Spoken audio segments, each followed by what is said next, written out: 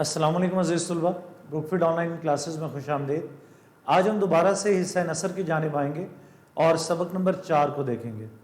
سبق نمبر 4 کا عنوان ہے محنت پسند خیرد مند۔ خیرد کہتے ہیں عقل کو، یعنی محنت کرنے والا، محنت پسند، خیرد مند، عقل مند۔ مصنف کا نام ہے مولانا محمد حسین آزاد اور اس کی صنف ہے وہ ہے تمثیل نگاری۔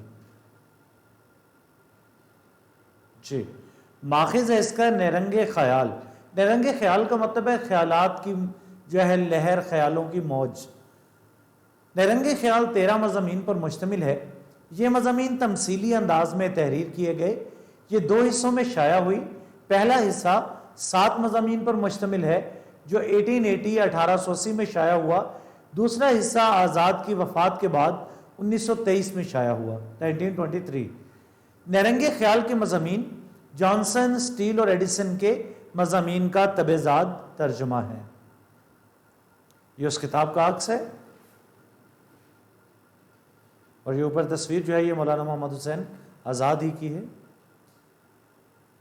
جی، مولانا محمد حسین آزاد کا شمار اردو کے ارکان خمسہ میں ہوتا ہے۔ آپ دہلی میں پیدا ہوئے، ابتدائی تعلیم والد سے حاصل کی۔ آپ کے والد کا نام مولوی باقر حسین تھا، جنہوں نے 1937 میں 1937 میں دلی سے پہلا اخبار اردو اخبار کے نام سے جاری کیا۔ یہاں پر جی، جس میں وہ ایسٹ انڈیا کمپنی کی بدعنوانیوں پر کڑی نکتہ چینی کرتے تھے۔ تو بیٹا یہ تاریخ جو ہے تھوڑی سی یہاں پر غلط ہو گئی۔ یہ 1837 ہے، 1837، یہ 1937 نہیں ہے، 1837 ہے، جس میں وہ ایسٹ انڈیا کمپنی کے بدعنوانیوں پر کڑی نکتہ چینی کرتے تھے۔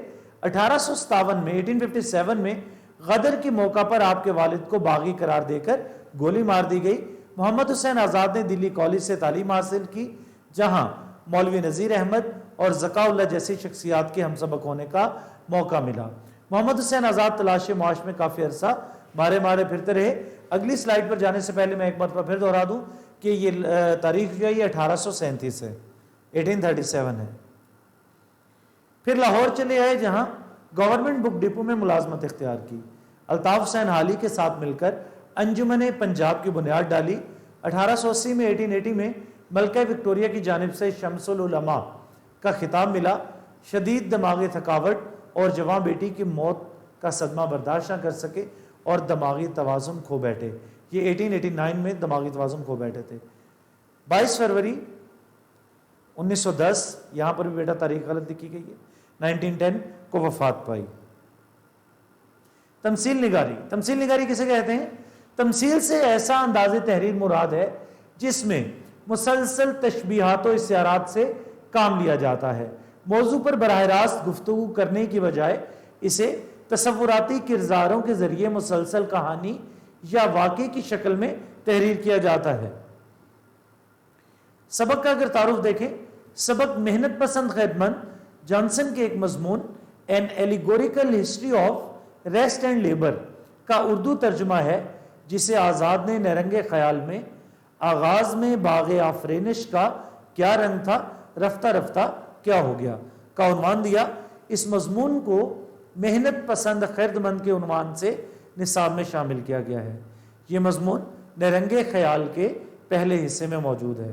بقول رام بابو سکسینہ، آزاد نثر میں شاعری کرتے ہیں اور شاعری کرتے ہوئے نثر لکھتے ہیں۔ جی، سبق کی جانب آئیں گے۔ سبق کو سمجھنے کے لیے تھوڑی سے ایک واقعے کو اپنے ذہن میں رکھیں گے جو کہ سمجھنے کے لیے ہے۔ اس کو ہم تشریح میں بیان نہیں کر سکتے، لیکن صرف اپنے ذہن میں رکھیں گے کہ ہم اس مضمون کو سمجھ سکیں۔ اگر ہم یہ دیکھتے ہیں کہ جب اللہ تعالیٰ نے حضرت آدم علیہ السلام کو پیدا کیا، پھر وہ ان کا مقام جنت تھا۔ جنت میں ہر طرح کی سہولیات تھیں، جنت میں بیماری نہیں تھی، وہاں پر جو ہے کوئی سزا نہیں تھی، وہاں پر محنت مشقت نہیں تھی، وہاں پر من و سلوہ تھا، سب کچھ مہیا تھا، کوئی پریشانی نہیں تھی، ہر طرف رنگینی ہی رنگینی تھی۔ پھر وہاں پر موت نہیں تھی، وہاں پر بھوک نہیں تھی۔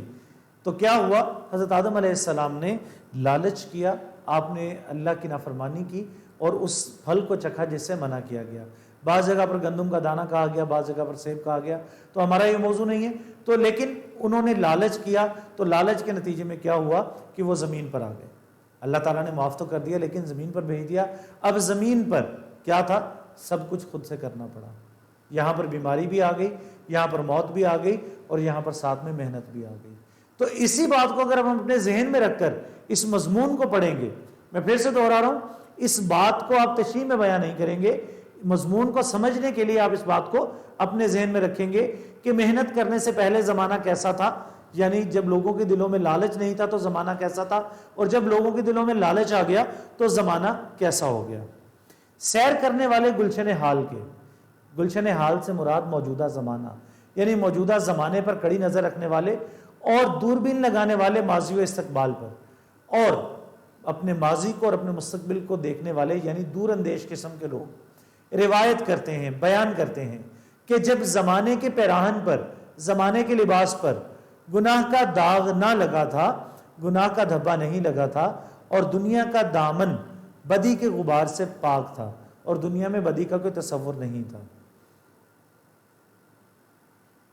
تو تمام اولاد آدم مسرت عام, یعنی آدم کی تمام اولاد مسرت عام ہر وقت خوشی اور بے فکری مدام, بے فکری مدام کہتے ہیں ہمیشہ کی, اور ہمیشہ کی بے فکری کے عالم میں بسر کرتے تھے.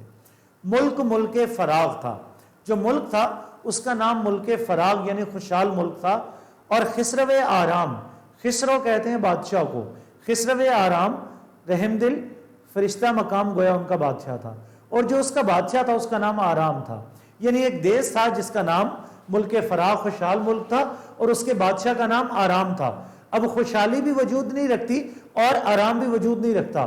تو جب آپ ان کرداروں کے ذریعے سے گفتگو کریں گے, وہ کردار جو وجود نہیں رکھتے, ان کرداروں کو ہم وجود دے کر بات کو آگے بڑھائیں گے, کہانی کو آگے بڑھائیں گے, تو پھر اس کو ہم تمثیل کہتے ہیں. اور انگلش میں اس کے لیے لفظ جو ہے ایلیگوری استعمال ہوتا ہے. وہ نارائیت سے, رعایا سے خدمت چاہتا تھا, اور نہ کسی سے خراج باج مانگتا تھا, اور نہ ہی کسی سے کسی قسم کا کوئی ٹیکس وصول کرتا تھا.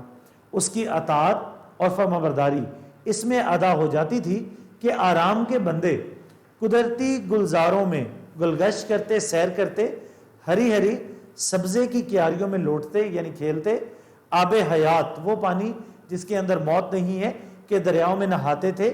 ہمیشہ وقت صبح کا اور سدا موسم بہار کا رہتا تھا. یہ انتہائی اہم MCQ ہے کہ محنت پسند خط کے اندر موسم ہر وقت کون سا رہتا تھا. تو ہمیشہ وقت صبح کا اور سدا موسم بہار کا رہتا. نہ گرمی میں تہ خانے سے جانے پڑتے. تو پہلے زمانے میں جب گرمی کا موسم پڑتا تو لوگ تہ خانوں کے اندر رہتے کیونکہ وہ مٹی کے ہوتے اور ٹھنڈک رہتی ان کے اندر. نہ سردی میں آتش خانے روشن کرنے پڑتے, اور نہ سردی کی شدت کو کم کرنے کے لیے انہیں آگ جلانی پڑتی تھی. یعنی موسم ایسا موافق تھا, ایسا راز تھا کہ نہ گرمی لگتی تھی اور نہ ہی سردی محسوس ہوتی تھی. قدرتی سامان اور اپنے جسموں کی قوتیں ایسی موافق پڑی کہ جاڑے کی سختی ہو یعنی سردیوں کی سردی ہو, یا ہوا کی گرمی یا تیز لو ہو, معلوم ہی نہ ہوتی تھی. ٹھنڈے اور میٹھے پانی نہروں میں بہتے تھے, چشمے پر لوگ جھکتے اور منہ لگا کر پیتے. یعنی ہر کسی کے لیے وہ ٹھنڈا اور میٹھا پانی وافر تھا. وہ شربت سے سوا مزہ یعنی شربت سے بہت زیادہ مزیدار اور دودھ سے زیادہ قوت دیتے تھے, اور اس پانی کے اندر شربت سے زیادہ مزہ تھا اور دودھ سے زیادہ قوت تھی. جسمانی طاقت قوت ہاضمہ کے ساتھ رفیق تھی, یعنی ساتھی تھی کہ جسم کی جو طاقت تھی وہ سب کچھ ہضم کر جاتی تھی, سب کچھ جو ہے انہیں ہضم ہو جاتا, پیٹ نہیں بھرتا تھا. بھوک نے ان کی اپنی ہی زبان میں ذائقہ پیدا کیا تھا کہ سیدھے سادے کھانے اور جنگلوں کی پیداواریں رنگا رنگ نعمتوں کے مزے دیتے تھے.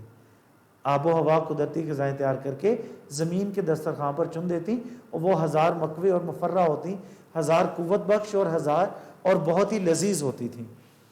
صبا و نسیم کی شمیم میں ہوائیں خوشبوؤں کے عطر مہک رہے تھے, یعنی صبح کے وقت چلنے والی خوشبودار ٹھنڈی ہواؤں میں خوشبوؤں کے عطر یعنی ان کی خوشبو بکھری ہوئی تھی. بلبلوں کے چہچہے اور خوش آواز جانوروں کے زمزمے کہتے ہیں گیتوں کو سنتے تھے. خوبصورت خوبصورت چرند آس پال کلیل کرتے پھرتے تھے, جا بجا درختوں کے جھرمٹ تھے, ان کے سائے میں سب چین کی زندگی بسر کرتے تھے. یہ عیش و آرام کے قدرتی سامان اس بہتات سے تھے کہ ایک شخصی فراوانی سے دوسرے کے لیے کمی نہ ہوتی تھی, اور کسی طرح ایک دوسرے کو رنج نہیں پہنچتا تھا. سب کی طبیعتیں خوشی سے مالا مال اور دل فارغ البال تھے، یعنی دلوں میں کسی قسم کی کوئی پریشانی نہیں تھی، سب بے فکر تھے. یعنی ہر چیز میسر تھی، کسی ایک کے پاس کوئی زیادہ ہے تو دوسرے کو اس سے کوئی خاص فرق نہیں پڑتا تھا. تو عزیز طلباء، سبق تھوڑا مشکل ہے، اس لیے ہم اس کو چھوٹے چھوٹے حصوں میں پڑھیں گے. انشاءاللہ باقی گفتگو ہم اس کو اگلے لیکچر میں جاری رکھیں گے. تب تک کے لیے اجازت چاہوں گا. اللہ حافظ.